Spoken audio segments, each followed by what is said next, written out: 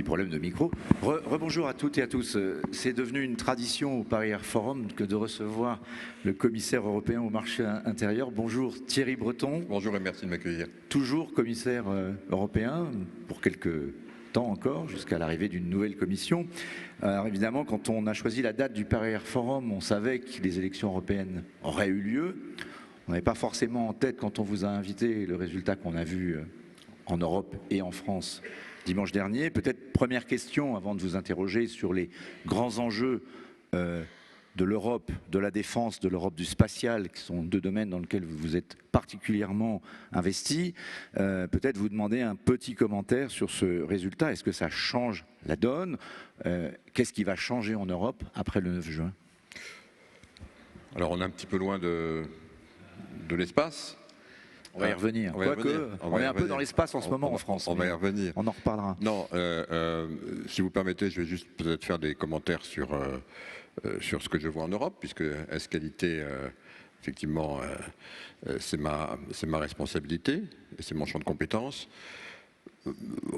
Globalement, les équilibres au sein du Parlement européen vont très peu évoluer. Alors, c'est vrai que je comprends parfaitement qu'on a un prisme un peu déformé en France. C'est pas le cas au niveau du Parlement européen, où finalement les équilibres sont pratiquement les mêmes. Très légère poussée des extrêmes, très légère. ECR qui est le groupe de droite extrême et ID qui est le groupe d'extrême droite, qui sont les deux groupes qui sont les plus à droite de l'échiquier, gagnent quelques sièges, très peu.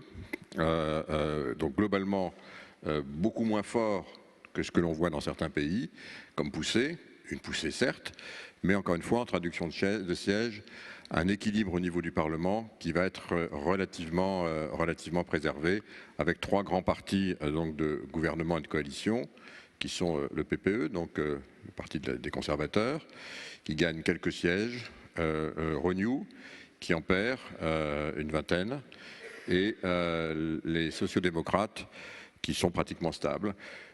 Voilà, donc la question ce sera de savoir si jamais les Verts ou pas devront faire une alliance, on verra. Mais globalement, au niveau du Parlement européen, on ne doit pas s'attendre à des changements majeurs. Bon, je ne vous poserai pas plus de questions sur le contexte, parce que c'est aujourd'hui de toute façon beaucoup trop mouvant pour qu'on puisse avoir d'avis tout à fait tranché. Pour certains pays, oui. Voilà. Donc peut-être pour rester sur l'Europe, puisqu'il y a un point qui fera consensus entre nous deux, j'imagine, et toute la salle, c'est que c'est important d'avoir une Europe forte dans un monde dangereux. Une Europe forte à un moment où il y a une guerre à nos portes, à quelques milliers de kilomètres de Paris. Et il y a également des élections qui vont avoir lieu aux États-Unis. C'est une autre échéance électorale importante qui pourrait changer un peu la donne du monde, de ce monde qui est aujourd'hui peut-être plus dangereux que jamais. J'ai envie de vous demander, parce que je vous ai vu faire cette déclaration sur la défense. Vous êtes commissaire au marché intérieur, mais également commissaire donc aux industries de défense. Oui. Vous l'avez revendiqué. C'est une réalité, donc ce n'est pas une revendication. Peut-être que certains ne voulaient pas forcément que vous jouiez à ce point ce rôle. En tout cas, qu'est-ce que vous avez voulu dire en disant la défense, les industries de défense en Europe ont besoin de se renforcer? Non, mais je vais être très clair d'abord. Effectivement, je suis commissaire aux industries de défense, puisque comme je vous le rappelez, commissaire au marché intérieur, certes, mais aussi commissaire à l'ensemble des activités du numérique, des télécommunications, des industries de défense, des médias aussi, mon cher Philippe, et du tourisme. Donc ça, c'est le portefeuille dans son ensemble. Et là-dedans, il y a effectivement les industries de défense. Les industries de défense font partie effectivement des prérogatives de la Commission, parce que c'est industrie. La défense ne fait absolument pas partie des prérogatives de la Commission. Et il faut cesser de faire croire l'inverse. Et notamment, beaucoup ont utilisé cet argutie pendant les élections européennes pour faire craindre une perte de souveraineté. Non. La défense, stricto sensu, est, selon les traités, et personne ne prendrait le risque de les changer aujourd'hui, croyez-moi, à la main des États. Et ça restera.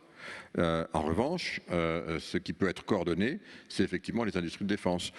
Donc je sais que pendant les élections, certains soit ont voulu, je dirais, exhiber ce spectre pour faire peur d'une Europe plus fédéraliste, ce qui n'est pas le cas. Et d'autres ont voulu peut-être aussi l'utiliser pour dire qu'il faut qu'on s'arme davantage, notamment contre la guerre d'agression voulue par Vladimir Poutine en Ukraine. Et je pense en particulier au PPE qui avait revendiqué ça.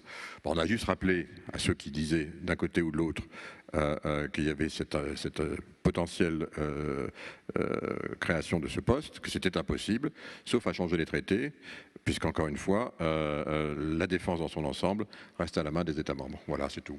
Alors, s'il y a un autre point qui fait consensus, c'est la nécessité pour l'Europe de se réarmer dans ce contexte que je décrivais dangereux. Qu'est-ce que vous, comme commissaire aux industries de défense, vous avez pris comme initiative? Alors d'abord, il est clair qu'on n'a pas attendu la guerre en Ukraine pour ce faire. Donc on avait commencé très fortement, comme vous savez, avec le Fonds européen de défense. Vous savez que c'est un sujet qui m'est cher et avant même que je sois commissaire, puisque j'étais un petit peu à la base de cette réflexion en 2016. Donc le Fonds européen de défense, c'est la première fois que nous avons une capacité à investir en amont, donc en matière de recherche et développement et de recherche applicative, sur un nombre très important de programmes maintenant pour cofinancer donc nos industries de défense dans la phase, encore une fois, recherche.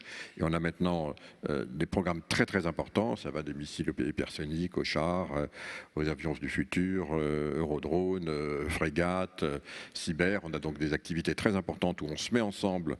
Quand je dis on se met ensemble, c'est d'abord des États membres, il en faut au moins 4, mais il faut aussi, pour pouvoir bénéficier de ces aides, mais aussi donc les industries de défense pour commencer à travailler en amont. Et ça, c'est vraiment très important parce que c'était quelque chose, un outil, un instrument que nous n'avions pas, et notamment par rapport à ce qui peut se passer aux Américains, où on sait que les subventions sont très généreuses, y compris en matière de recherche. Puis le deuxième volet, évidemment, alors là, il a été accéléré de façon très significative, c'est vrai, par la guerre en Ukraine, c'est désormais donc de réarmer, j'allais dire, notre appareil industriel de défense, c'est-à-dire lui donner la capacité de produire plus et mieux, et on va le dire aussi ensemble. Donc on a commencé par le faire évidemment avec le besoin immédiat qui était celui qui était exprimé et par l'Ukraine, mais aussi par les États membres qui avaient vidé leur stock, c'est-à-dire pour les munitions, et notamment les obus de gros calibre 155. On a mis en place toute une logistique, une dynamique, notamment avec mes équipes, pour augmenter la capacité industrielle dans ce segment. Et je tiens à le dire parce que ça n'a pas été suffisamment dit à mon avis, y compris du reste pour ceux qui nous regardent de façon très attentive, et je pense en particulier aux Russes, nous avons augmenté de façon extraordinairement accéléré notre capacité à produire donc ces munitions. Lorsque, avec mon équipe en mars 2023, on a commencé à la demande du Conseil européen à prendre ce sujet en charge, on fabriquait la capacité de fabrication de ces obus et de 500 000 par an en Europe. On était nettement meilleur, si je puis dire, que les Américains qui, eux, avaient une capacité de 300 000. C'est dire effectivement qu'on n'avait plus un appareil industriel qui était calibré pour répondre à des guerres de haute intensité. En l'espace de moins d'un an, on a doublé cette capacité. On était en mois de janvier à plus de 1 million de capacité de production, sans uniquement travailler ensemble sur tous les segments, y compris les chaînes de valeur, y compris la poudre, le glucose, la nitroglycérine, le TNT, enfin tous les composants. On a obtenu, c'est vraiment une première, c'est très important parce que ça montre aussi que désormais il y a, je dirais, une vraie prise de conscience de la nécessité de financer désormais nos industries, pas uniquement la recherche. On a fait voter au Parlement européen et au Conseil européen un programme qu'on a appelé ASAP et qui me donne la possibilité de bénéficier de 500 millions d'euros pour aller financer en amont un certain nombre d'usines pour faire ces munitions. Ce programme a été voté à plus de 80% par le Parlement européen. C'est dire que les temps ont changé. Ça veut dire que pratiquement tout parti confondu, il y a eu un soutien. On peut dire que c'est la même mobilisation qu'à l'époque du Covid, d'une certaine façon, pour les vaccins. C'est comparable, évidemment, même si comparaison n'est pas raison dans la finalité, évidemment, mais c'est vraiment comparable. Une vraie mobilisation donc qu'on a mis en place avec les équipes. Et derrière, un soutien donc de nos co-législateurs pour financer en amont. Et désormais, on tiendra les ambitions, le million de livraisons cette année, 2 millions l'an prochain. Le million a déjà été fourni, donc à partir sur l'année entre mars 2023 et mars 2024, le million a été fourni. On va maintenant faire plus. On va avoir une capacité de production de 1,7 million à la fin de l'année et plus de 2 millions l'année prochaine. L'objectif c'est d'atteindre 2,5 millions. Je pense qu'on devrait y être donc au tournant de l'année 2025, c'est-à-dire une capacité de production qui est comparable à ce qu'on peut anticiper anticipée de ce qu'elle est sur ce segment en Russie. Mais il faut le faire maintenant, et c'est le troisième volet, pour répondre à votre question, il faut le faire maintenant sur l'ensemble de la chaîne de production, donc, où effectivement on a un appareil de défense industrielle qui est très complet. On peut tout faire, on sait tout faire pratiquement en Europe, tout en matière de défense. Mais le problème, c'est qu'on ne le fait pas assez vite et qu'on a un problème de capacité et de timing. Et pour ça, donc, on a entièrement proposé une refonte complète de notre appréciation collective des industries de défense dans le cadre d'un programme que nous avons appelé EDIP, European Defence Industry Programme, supporté par un autre programme EDIS, European Defence Industry Strategy, et donc qui a été demandé par le Conseil européen, mis en place par mes équipes, et qui va vraiment nous permettre de changer la donne en matière de production, de capacité de production, et d'utiliser des instruments, par exemple comme ceux qui existent aux États-Unis. Je sais qu'il y a beaucoup d'industriels dans la salle, et notamment de ces secteurs.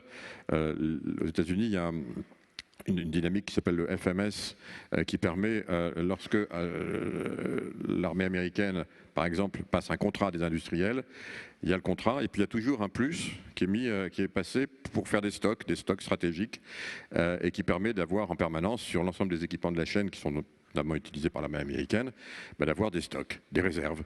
Ces réserves peuvent être utilisées soit s'il y a des besoins complémentaires sur de nouveaux théâtres qui pourraient intervenir, soit pour de l'export avec des partenaires, des alliés qui pourraient en avoir besoin, et donc une capacité de vendre sur étagère, on va dire, déjà des équipements. Ça, on ne l'a pas chez nous. Ça donne aussi de la profondeur aussi aux industries de défense, parce qu'évidemment, on va commander davantage. Donc on va proposer un mécanisme identique avec des stocks stratégiques qui ne seront pas, du reste, et je le dis encore une fois, ça revient au début de notre conversation, à la main de la Commission, des institutions communautaires.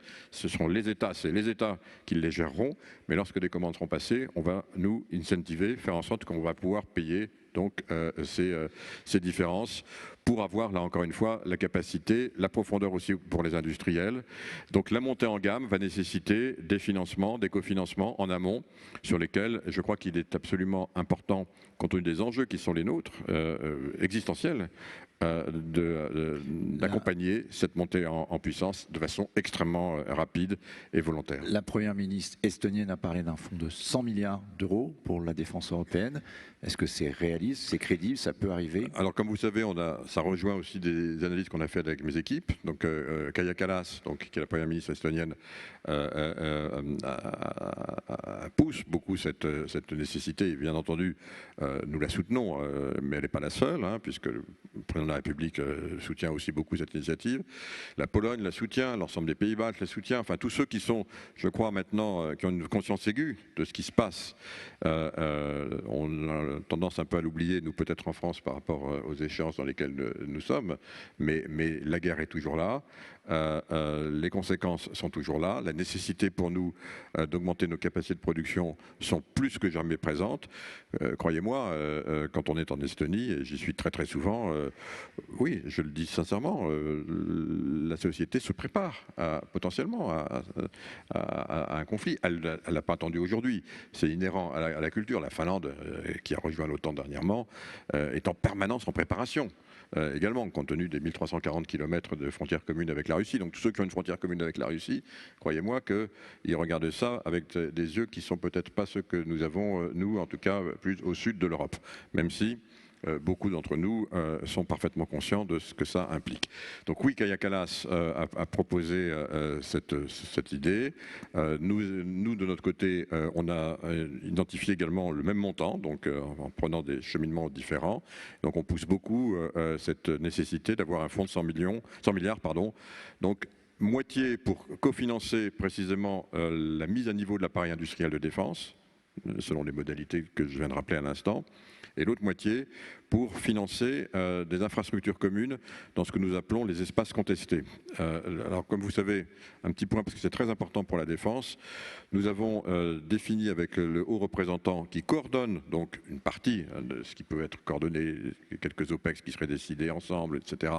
Donc des actions de défense pour le Conseil européen. Josep Borrell donc a travaillé avec les ministres de la Défense pour la première fois dans notre histoire institutionnelle, à un livre blanc européen de la défense. Qu'est-ce qu'on pourrait faire ensemble pour nous protéger, là où on doit être plus protégé, entre autres, pour avoir de l'interopérabilité notamment, etc. Ça s'appelle dans notre jargon la boussole stratégique. Elle a été présentée il y a maintenant 2 ans. Et dans cette boussole stratégique, qui est vraiment, encore une fois, le livre blanc de la défense européen, c'est très important de le lire, vraiment parce qu'il est très bien fait et il contient, encore une fois, notre vision commune en matière de défense. Il y a 4 espaces contestés, le spatial évidemment, l'espace maritime, on a la plus grande zone exclusive au monde, l'espace cyber et l'espace aérien. Et pour ces 4 espaces, la recommandation, la nécessité qui a été exprimée donc par les 27 ministres de la Défense, les 27 États membres, c'est de se mettre ensemble pour intervenir, protéger notamment ces espaces contestés. Il n'y a pas un seul État membre, un seul pays qui peut protéger tout l'espace ou tout l'environnement maritime qui est sous notre responsabilité, voire l'espace cyber au niveau continental ou l'espace aérien. Donc dans ces 4 espaces, la nécessité exprimée, c'est de travailler ensemble. Et c'est ce qu'on fait notamment avec un Cyber Shield maintenant pour travailler sur un bouclier cyber. Il y a évidemment des initiatives que nous poussons beaucoup et il s'agit de les harmoniser pour avoir un dôme de protection aérien. Sur le spatial, comme vous savez, on a la constellation Iris, donc, qui va nous permettre d'apporter un certain nombre d'éléments, notamment de surveillance de l'espace pour l'espace et de protection. Et puis le dernier point, sur l'espace maritime. Donc là, il faut travailler aussi ensemble. Donc on a estimé à une enveloppe de 50 milliards d'euros la nécessité donc, pour pouvoir bâtir ces infrastructures communes partagées, donc pour surveiller, contrôler, monitorer et aussi défendre ces espaces contestés en tant que, je dirais, continent que nous sommes. Alors, vous bousculez un petit peu mon ordre de questions, mais c'est pas grave. Question de Michel Cabirol. Très, très important. Il n'est pas là, Michel Cabirol? Il est toujours là, Michel Cabirol. Il est toujours parmi nous. Très, très important. Constellation Iris Square. Avez-vous le feu vert pour lancer la constellation? Avez-vous l'argent nécessaire? Les industriels sont-ils entrés dans l'enveloppe? Alors, nous sommes, comme vous savez, en phase finale donc de, comme on dit dans notre jargon, procurement. Donc malheureusement, mais comme il n'est pas là, tant pis pour lui. Et il vous écoute quand même, je suis sûr. Mais il n'aura pas la réponse, puisqu'encore une fois, mais je ne peux pas. Mais on est dans le calendrier. Les industriels connaissent parfaitement mes objectifs. Et donc, j'ai tout à fait confiance qu'on tienne ce calendrier. Donc, on lira ça dans la tribune très bientôt. D'accord. Voilà. Autre question de Michel Cabirol, objectif souveraineté est-il atteint? 55% des importations d'armes par les pays européens proviennent sur la période 2019-2023 des États-Unis contre 35% sur la période 2014-2018. C'est un problème quand même. Non, mais ça montre quoi, Philippe Mabille? Ça montre tout simplement exactement ce que j'ai dit tout à l'heure. Il y a maintenant un besoin exprimé d'augmenter nos achats en matière de défense, je dirais tout secteur confondu, et pourquoi? Pour 3 raisons qui se conjuguent. La première, évidemment, c'est la guerre en Ukraine, et donc l'engagement qui a été le nôtre de fournir à l'Ukraine ce dont elle avait besoin pour se défendre, y compris des missiles. La deuxième, c'est de, en même temps, remonter nos stocks à partir du moment où on les a épuisés, tout ou partie, pour précisément donner à l'Ukraine dans l'urgence ce dont elle avait besoin. Et puis la troisième, c'est que désormais, et c'est une très bonne chose, l'ensemble des pays européens, et en particulier ceux qui sont membres de l'OTAN, 23 sur 27, ont enfin pris l'engagement, avec des calendriers, de dépenser au moins 2% de leur produit intérieur brut pour leur défense, ce qui, je le rappelle, est une nécessité absolue des membres de l'Alliance Atlantique, et hélas, très peu y sont. La France y est, évidemment, la Grèce y est, la Pologne y est, elle est même à plus de 4%, 4,2%, mais d'autres, maintenant, ont un chemin à faire, comme l'Allemagne en particulier, et donc, il y a donc désormais des volumes d'achat, et une nécessité. Donc, ça veut dire, effectivement, est-ce que l'industrie européenne pourrait en bénéficier? Mais bien entendu. Mais pour ça, faut-il qu'elle soit capable de le fournir en temps et heure. parce que, encore une fois, comme on dit dans notre jargon, defense readiness, la capacité à être prêt, est maintenant un élément absolument majeur de notre souveraineté, de notre sécurité, et j'allais presque dire aussi de notre dissuasion. Parce que la dissuasion, elle n'est pas que nucléaire, elle est aussi en matière de capacité à pouvoir répondre en temps et heure aux besoins, si jamais ces besoins s'expriment. Donc, qu'est-ce que ça traduit, ça? Ça traduit effectivement que nous avons la nécessité absolue d'augmenter nos capacités de production. Je le redis, j'ai visité pratiquement tous les sites industriels de défense. Pour la première fois, un responsable européen a pu avoir accès à l'ensemble des sites de production militaire ou de défense donc, sur notre continent. C'est très important parce qu'on a une vision maintenant enfin globalisée. Et donc, je peux en porter témoignage ici. Nos sites sont de qualité, ils sont là, mais ils sont pour beaucoup d'entre eux très sous-exploités par rapport à ce qu'ils ont pu être il y a déjà des décennies. Mais en tout cas, les sites existent, donc il faut les remettre à niveau. Voilà, ça veut dire ça. Donc effectivement, dans les objectifs du reste des programmes dont j'ai parlé tout à l'heure, EDIS et EDIP, nous avons comme objectif de pouvoir passer à moins de 50% donc, de dépendance extérieure pour nos propres besoins, donc 2030, 2035. Donc on s'est mis un calendrier, on s'est mis des objectifs pour pouvoir vraiment, encore une fois, répondre à nos propres besoins.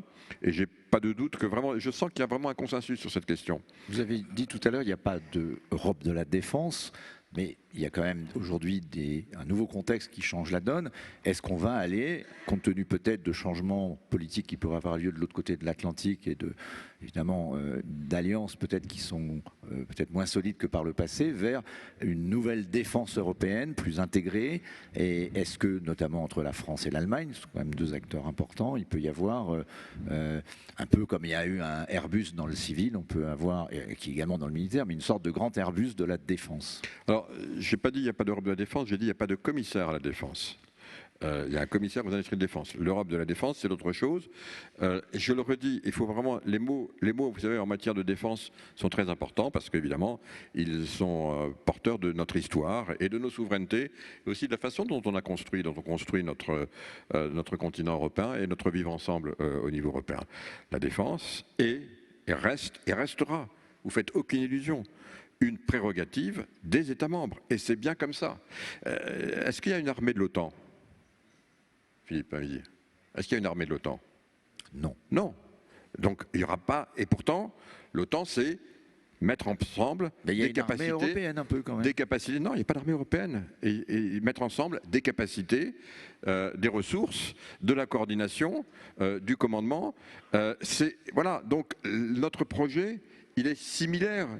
Les armées resteront évidemment, et je dirais la décision ultime, suprême, d'engager des forces avec tout ce que ça comporte, y compris le fait d'engager la vie de celles et de ceux qui sont en charge de nous défendre, d'interagir sur des tas d'opérations, c'est à la main et ça restera à la seule main des États membres.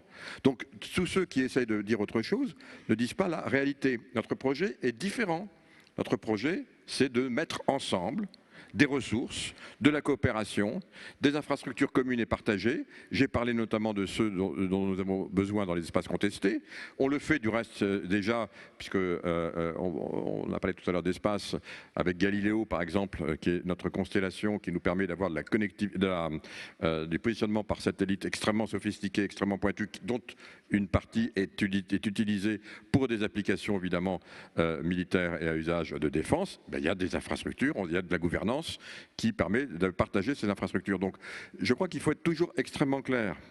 On a de plus en plus une intégration en matière d'interopérabilité, de commandes, d'harmonisation de nos équipements, de travail ensemble pour les développer et les fournir. Mais derrière, notre vivre ensemble européen, c'est encore une fois de mettre en commun ces ressources, si jamais c'est nécessaire, mais certainement pas d'avoir, je ne pense pas que de notre vivant, en tout cas pour beaucoup d'entre nous dans cette salle, on verra une armée européenne. Personnellement, je ne pense pas que ce sera possible. En revanche, encore une fois, mettre à disposition des forces, comme on le fait dans le cadre de l'OTAN, oui. Restons dans l'espace, qui est un des théâtres d'opération, peut-être demain des conflit du futur. Il va y avoir le lancement d'Ariane 6, 9 juillet, grande date. C'est également l'anniversaire de ma fille, donc c'est pour ça que j'y pense. Grande date, le 9 juillet, pardon, c'était perso, mais c'est pas grave, je lui fais coucou.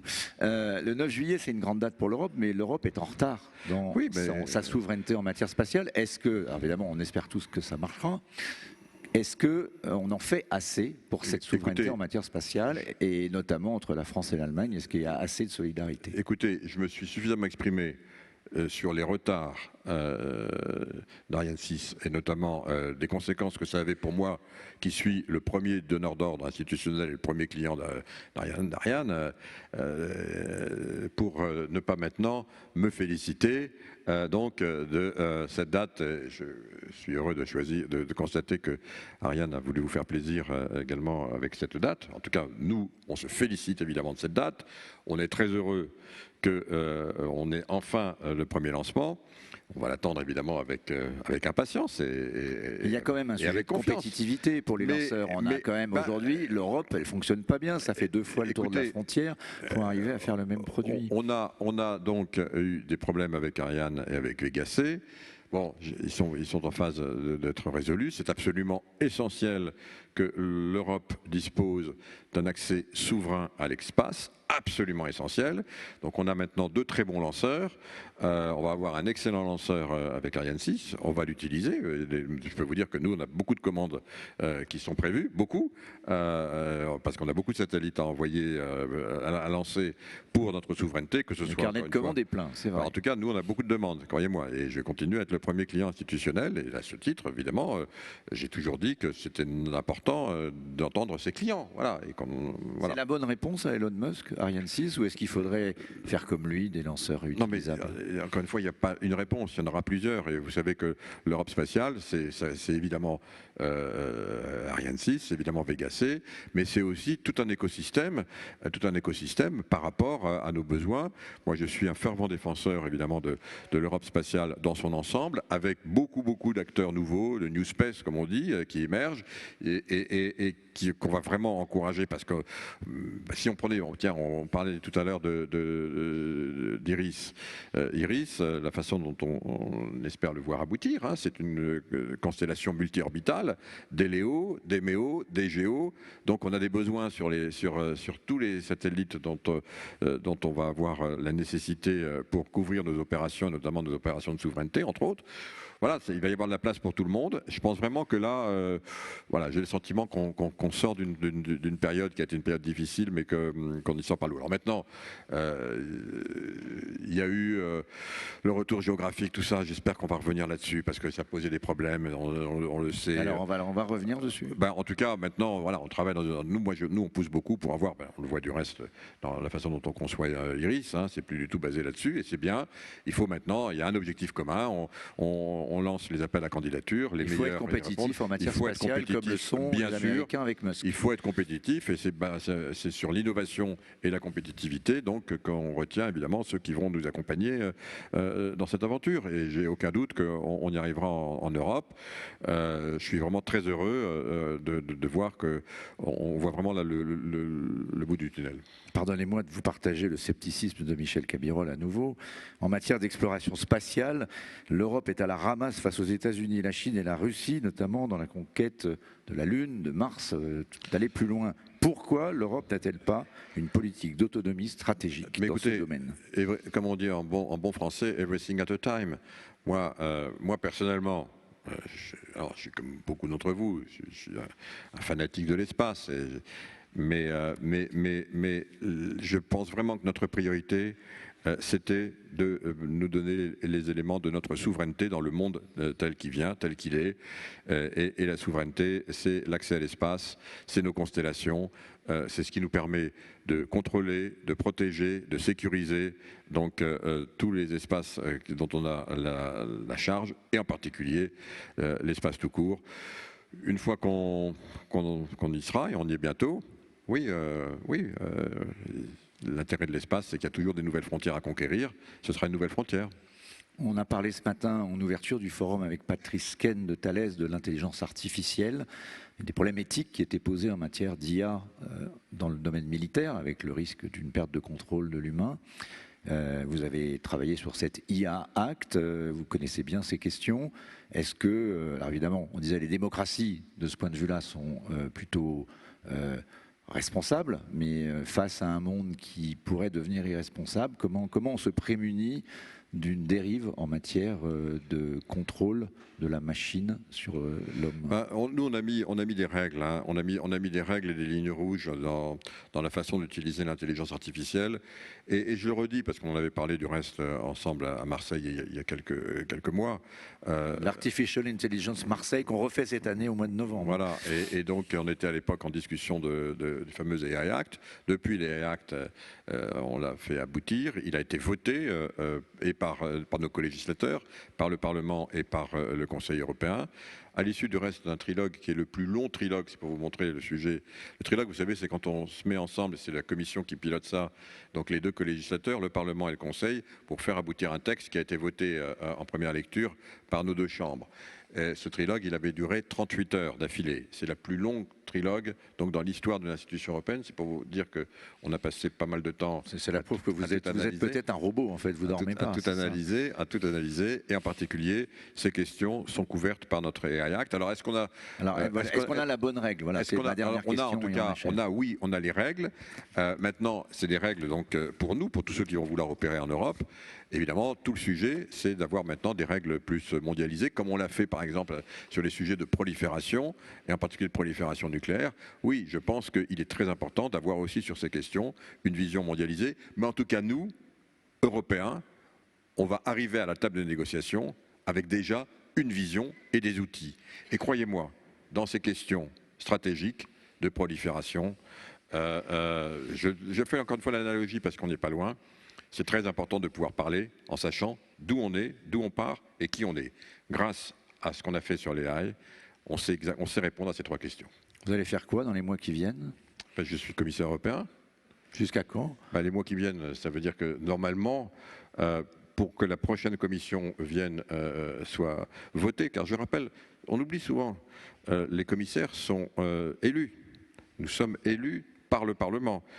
Et croyez-moi, le Parlement, on a des hearings, comme on dit en bon anglais, et puis à l'issue de ces hearings, qui durent plusieurs heures, le Parlement vote, comme ça ou comme ça. Certains, c'est comme ça. C'est du reste comme ça que moi, je suis arrivé. Non pas pour moi, mais pour celle qui m'a précédé ou qui m'avait précédé et qui n'a pas été élue. Donc, et je ne porte pas de jugement, je dis simplement que c'est exigeant. Donc voilà, donc tout ça, c'est une procédure qui dure assez longtemps. Donc je crains pour vous, mon cher Philippe, que vous allez devoir me supporter encore au moins jusqu'à la fin de l'année. On pourra vous réinviter pour l'année prochaine, peut-être. Voilà. Merci beaucoup d'être venu, en tout cas. Merci à vous. Merci.